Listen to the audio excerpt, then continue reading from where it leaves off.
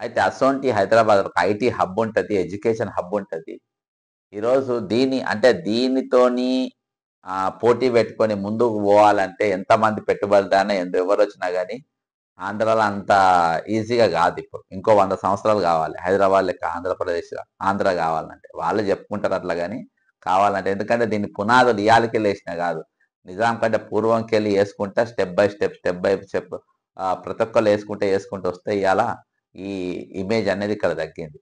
ఈరోజు నీట్‌గా ఆంధ్రప్రదేశ్ యొక్క ప్రతిష్టను పెంచడానికి, ఆంధ్రప్రదేశ్‌కు పెట్టుబడులు తరలిపోవడానికి, ఆంధ్రప్రదేశ్‌కు సినీ రంగం కూడా వెళ్ళడానికి ఈరోజు ఇక్కడ ఈ కుట్ర జరుగుతుంది అనడానికి ఇది. ఈరోజు ఇంకొకటి మనం చూస్తే, ఈరోజు ఎక్కడ చూసినా ఏ అంటే ఇందులో ఒక భయం కల్పించే విధంగా, భయపెట్టించే విధంగా, టెర్రరైజ్ చేసే విధంగా ఈరోజు ప్రభుత్వం బిహేవ్ చేస్తుందనడానికి ఇదొకటి. మనం మామూలుగా చూస్తే ఈరోజు ఈ కేసులో అంటే రేవతి చనిపోయిన కేసుల దాదాపు ఈయన సంధ్యా థియేటర్ స్టాంపేడ్ కేసుల అగమతి పెద్దరామరెడ్డి థియేటర్ ఓనర్ A1 ఈయన. A2 వచ్చి చిన్నమ్మరెడ్డి, ఈయన ఓనర్, ఈయన కూడా ఓనరే. A3 సందీప్ పార్ట్నర్ అంట. A4 సుమిత్ పార్ట్నర్ అంట.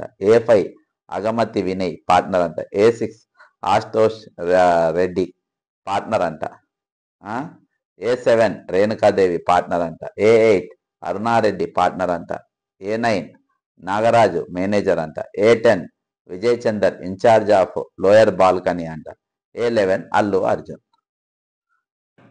ఈయన A11 అసొంటిది. ఈరోజు A11 వ్యక్తిని A1గా లేకుంటే A1 గానన్నా పెట్టుకోవాలి. A11 ఉన్న వ్యక్తిని A11గా పెట్టినాం మేము. ఆయనది తక్కువ ఇది ఉందని చెప్పి మీరు ఇండియా టుడేకి ఇచ్చిన ఇంటర్వ్యూలో కూడా రేవంత్ రెడ్డి గారు చెప్పారు. అయితే ఈరోజు ఒక పోలీస్ ఆఫీసర్ మాట్లాడాల్సిన భాష కూడా మొత్తం ఆయన మాట్లాడింది. ఈరోజు నేను చెప్పేది ఏంటంటే, ఈరోజు మీరు ఒక భయం కల్పించే విధంగా, భయం ప్రాంతాలకు గురి చేసే విధంగా వ్యవహారం ఉంది.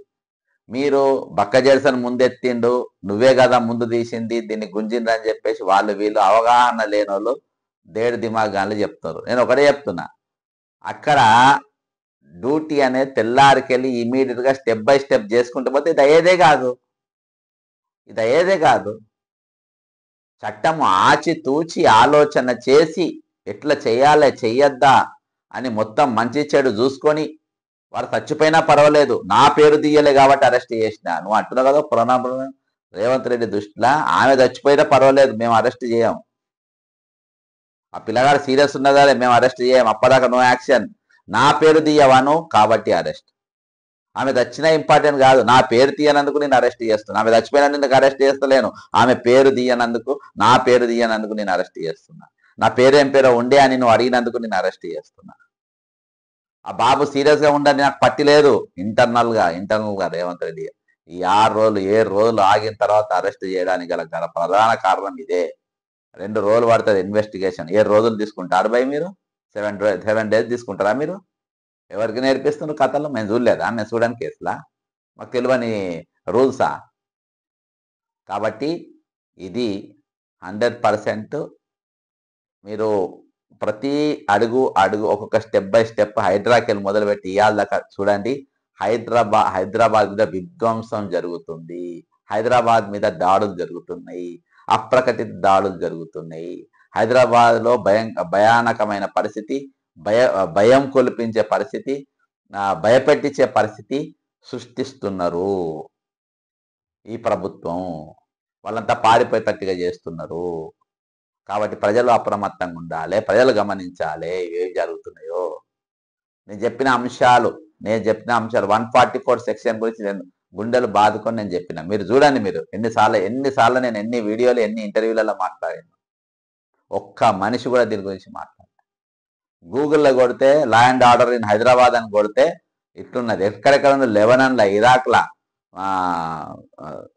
ఇరాక్ లెబనాన్, సిరియా అటువంటి ప్రాంతాలలో ఈరోజు కల్లోలిత ప్రాంతాలు ఎక్కువ ఉన్నది. దాని తర్వాత హైదరాబాద్ గూగుల్లో కొడితే అట్లా వచ్చేటట్టుగా ఈరోజు హైదరాబాద్ స్థాయిని తీసుకొచ్చింది. కాబట్టి తెలంగాణ ప్రజలు అప్రమత్తంగా ఉండాలి. మన తెలంగాణ మనం కాపాడుకోవాలి. జై తెలంగాణ, అమరవీరులకు జోహార్.